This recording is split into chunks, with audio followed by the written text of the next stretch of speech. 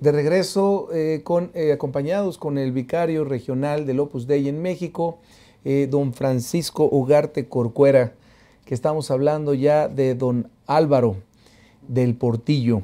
Entonces, él es de los primeros en ingresar, digámoslo así, al Opus Dei y, bueno, seguidor de este fundador.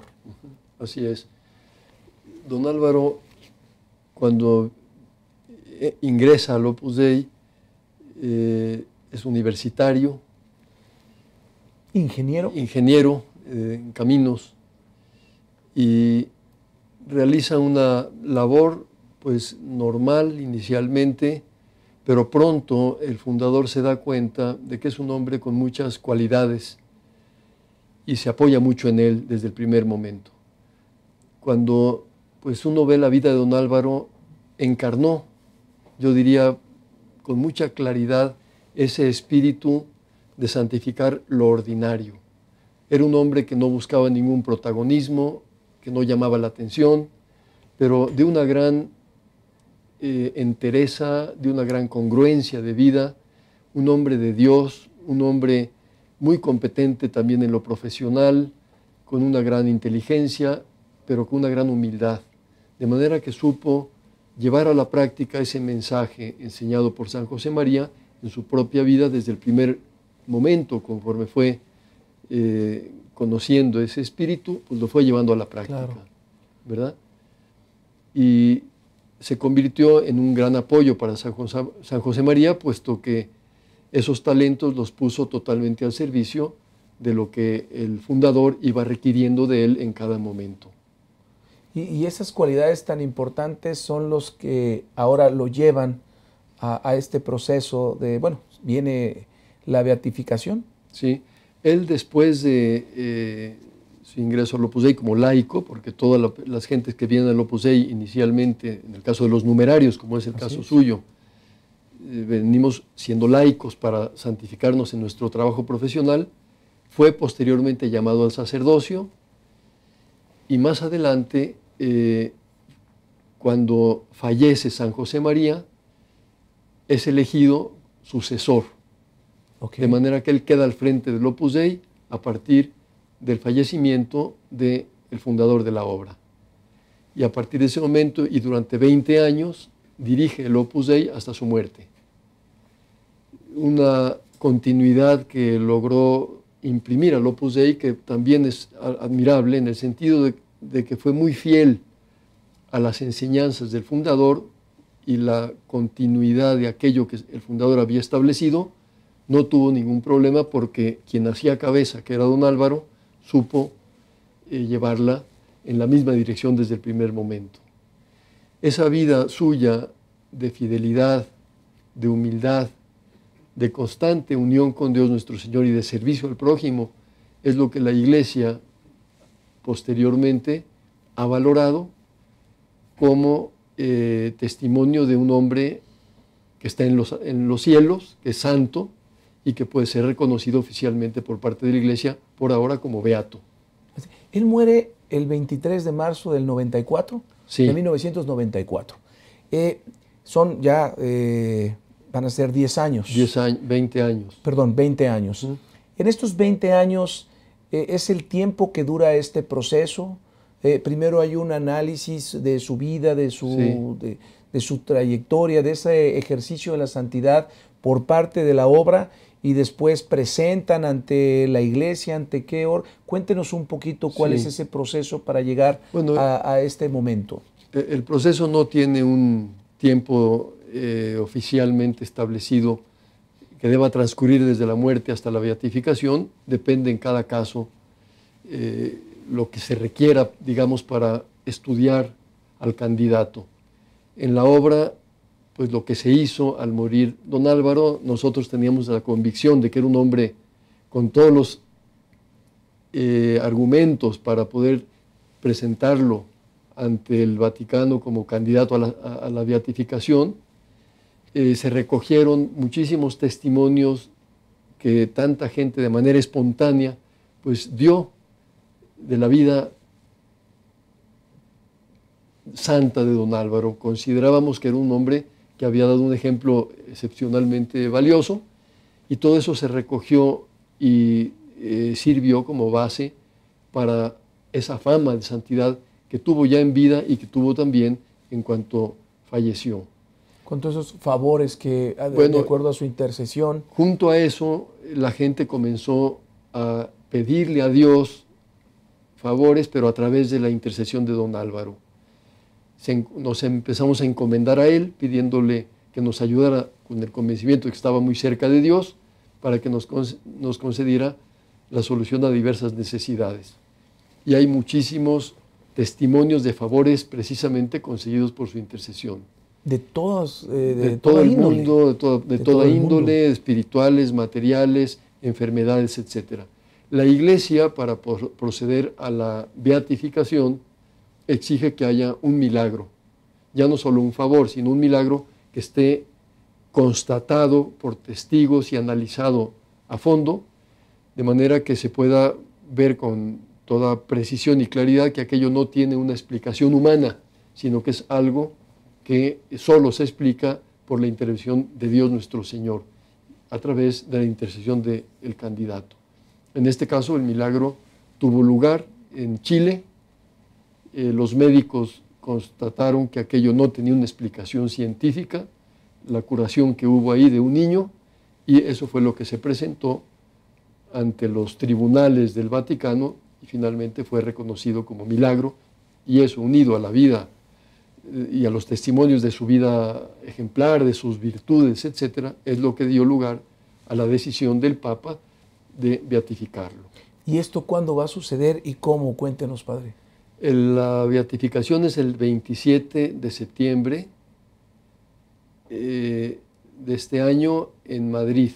En Madrid. En Madrid, el Papa Benedicto XVI quiso que las beatificaciones no fueran en Roma, sino fuera de Roma, en el lugar donde nació. ¿Dónde nació? El beato. En principio es la tendencia, y en este caso será en Madrid porque ahí fue donde nació don Álvaro. No irá el Papa a beatificarlo, pero enviará un delegado suyo que hará la ceremonia de beatificación. ¿Y se continuará con los procesos para después? Sí, evidentemente después de esto se requerirá un nuevo milagro para que pueda darse el siguiente paso, que es el definitivo, a considerarlo ya no solo beato, sino santo, que es lo que se llama canonización. Así es. Qué padre, ahora sí que qué increíble que el fundador y su sucesor pues estén en este proceso, y uno ya siendo santo y otro en proceso. Sí, realmente es una bendición de Dios, algo que pues indudablemente tenemos que dar muchísimas gracias en el Opus Dei porque esto haya sido así, que exista esta realidad de santidad en quien ha fundado la obra y quien lo ha sucedido. Sí, claro. ¿no? Esto a nosotros nos llena también de seguridad en el sentido de que el camino abierto por San José María es un camino que lleva a la santidad. Y de muchísima responsabilidad. Por supuesto. Hay que orar mucho por la obra, por ustedes, los sacerdotes. La obra que lo que tiene como finalidad es servir a la Iglesia, porque no nos interesa más que el servicio a la Iglesia. Y nosotros lo que tenemos ahora es la gran responsabilidad de dar continuidad a esa vida ejemplar del fundador y de don Álvaro, para seguir haciendo la tarea que nos corresponde de promover la santidad en medio del mundo, en todos los ambientes de la sociedad. Así es. Le tengo que preguntar algo porque lo siento. A lo mejor no estaba en mi mente, pero ahorita lo sentí. Si alguien lo escucha y de repente dice, me gusta lo que hace el Opus Dei, me gusta hacia dónde va, ¿se puede pertenecer a la obra del Opus Dei? Sí. Cualquier persona que escucha podría pertenecer. Sí, ¿qué tengo que hacer? O de plano no, o se necesita llenar ciertos... Cuénteme sobre eso, por favor. Para pertenecer al Opus Dei se requiere vocación, es decir, una llamada de Dios. Ordinariamente la gente que recibe la vocación al Opus Dei antes ha estado en contacto con el Opus Dei recibiendo la ayuda, la formación que les va conduciendo a la mejora de sus vidas. Y en ese proceso a algunas personas Dios las llama para que pertenezcan al Opus Dei. Pero en ese sentido el Opus Dei está abierto a cualquier persona que quiera acercarse a participar de la formación que el Opus Dei imparte. De esa comunidad. Sí. ¿Y ahí a dónde va uno? Bueno, ¿cómo busca uno? Ordinariamente el Opus Dei procura dar la formación a grupos homogéneos de personas para que aquello tenga mayor eficacia y pueda la gente también encontrarse más en su ambiente. Si se trata de una mujer universitaria, estudiante universitaria, pues hay centros de formación del Opus Dei para universitarias. Tendría que acudir a uno de esos centros para recibir esa formación junto con muchas otras universitarias que acuden también a la misma finalidad de formarse. Si se trata de un obrero, pues acudirá a un centro donde se dé esa formación para encontrarse con gentes de su ambiente que reciben la misma formación que la universitaria o que el empresario o que cualquier persona, pero acoplada a las circunstancias de su vida. De manera que el Opus Dei en ese sentido trabaja pues proporcionando una formación en lugares muy variados. Así es. Fíjese que quisiera contar una anécdota, pero yo una vez asistí a un retiro de puros abogados, ¿sí? Organizado, en donde incluso estaba, en paz descanse, el notario público que después hizo sacerdote. Sí, Alberto Pacheco. Así es, gran sacerdote, gran sí. persona. Y bueno, fue una experiencia de formación que muy buena, muy buena a su servidor. Padre, nos tenemos que ir, pero antes de irnos, usted conoció a don Álvaro. Sí. Y reitero, Monseñor Álvaro del Portillo, yo le quiero llamar durante el programa don Álvaro porque le reitero, cuando leí de él, de su vida, me causó mucho el cómo, bueno, me sentí hasta en confianza, ¿no? Pero entonces, usted lo conoció. Sí, sí. Usted mucho trató con él. ¿Por qué no nos cuenta una anécdota y nos dice algún mensaje en apoyo a esa santidad que se está reflejando para nuestra iglesia, para podernos irnos con esto? Sí, esto que te ocurrió a ti de sentir la confianza de don Álvaro, me parece que nos ocurría igualmente a los que lo tratamos en vida. Era un hombre que inspira una gran confianza, era un hombre muy sereno, muy comprensivo, con el que uno se sentía muy a gusto. Su humildad, pues, hacía que uno le abriera con facilidad el corazón, que se sintiera realmente, pues, objeto de su cariño, de su ayuda, de su apoyo. En una ocasión, recuerdo ahora, estando en Roma, me dijo que lo acompañara a rezar al nacimiento de un centro del Opus Dei, donde estábamos en ese momento, era la época de Navidad, y me dijo, voy a rezar una oración mexicana a la Virgen, que aprendí de niño, me la enseñó mi madre, que era mexicana, a ver si la conoces. Rezó la oración y yo le dije, padre, pues me suena, no me la sabía bien la oración. Y él después me dijo, puede ser que esa oración varíe de unas familias a otras y por eso no la conozcas tú. Pero a continuación hizo una reflexión, dijo, no, quizá yo me he equivocado y yo he cambiado la letra. A mí ese detalle me impresionó, que él se haya planteado la posibilidad de equivocarse por un comentario que no tenía mayor consistencia de mi parte.